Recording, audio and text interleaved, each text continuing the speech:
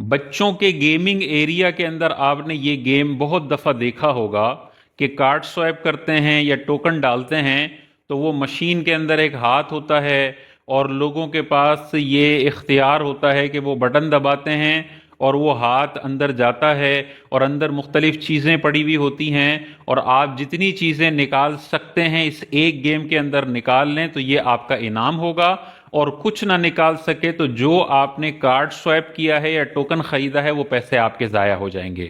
تو بہت سارے والدین بیچارے جہالت کے اندر اپنے بچوں کو یہ گیم کھلوا رہے ہوتے ہیں، اور جب ان سے پوچھا جائے کہ جوئے بازی سے آپ نفرت کرتے ہیں تو وہ کہیں گے ہاں ہم تو بہت نفرت کرتے ہیں جوئے بازی سے، لیکن وہ ان انٹینشنلی خود بھی جوئے میں مبتلا ہوتے ہیں اور اپنے بچوں کو بھی اس جوئے والے گیم میں مبتلا کرتے ہیں۔ دیکھیں اللہ تبارک و تعالیٰ نے قرآن مجید میں واضح طور پر جوئے کی حرمت کا ذکر فرمایا ہے، اور جوا جسے قمار کہتے ہیں اس کی کیا ڈیفینیشن ہے کہ آپ نے اپنا کچھ پیسہ داؤ پر لگایا، اب یا تو آپ کا پیسہ برباد ہوگا یا لاٹری کا ٹکٹ لگ جائے گا اور آپ کو انعام مل جائے گا۔ تو یہاں پہ بھی آپ جب سوائپ کرتے ہیں تو آپ نے اپنا پیسہ لگایا اور اب آپ کو یہ موقع دیا جا رہا ہے کہ آپ یہ گیم کھیلیں، اگر آپ کو انعام مل گیا تو آپ کا، اور اگر آپ کچھ نہ لے سکے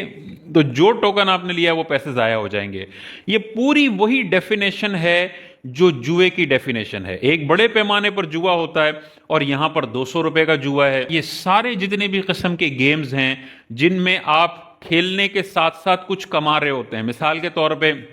بندوق دے دی اور سامنے غبارہ ہے، کہتے ہیں کہ یہ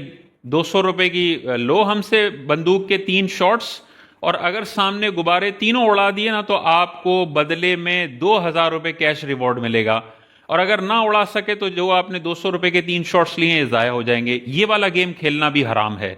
اسی طرح وہ رنگ والا گیم آتا ہے، سامنے چیزیں پڑی ہوتی ہیں، آپ رنگ ڈالیں، اگر کسی چیز میں گر گیا تو وہ چیز سامنے والا بندہ آپ کو دے دے گا۔ اب یہ بھی وہی جوا ہے کہ یہ رنگ مل رہا ہے اس کو 50 روپے کا، اس نے رنگ لے کے آگے ڈالا اور آگے 200 کی چیز نکل گئی تو لاٹری کا ٹکٹ لگ گیا، 50 روپے کے اگینسٹ 200 کا اس کو جوئے میں انعام مل گیا، اور اگر وہ مس ہو گیا رنگ تو اس کے 50 روپے ضائع ہو گئے۔ یہ پوری وہی تعریف ہے جو جوئے کی تعریف ہے۔ غور کرنا چاہیے، اپنے بچوں کو انٹرٹینمنٹ دینے کے چکر میں ایسے گیمز میں مبتلا نہ کریں جس میں وہ بیچارے بچپن ہی سے جوئے کے عادی ہو جائیں اور پھر بڑے ہو کے بڑے جواری بنے تو ماں باپ یہ کہیں کہ ہم نے تو کبھی سوچا بھی نہیں تھا بچہ جوا کھیلے گا۔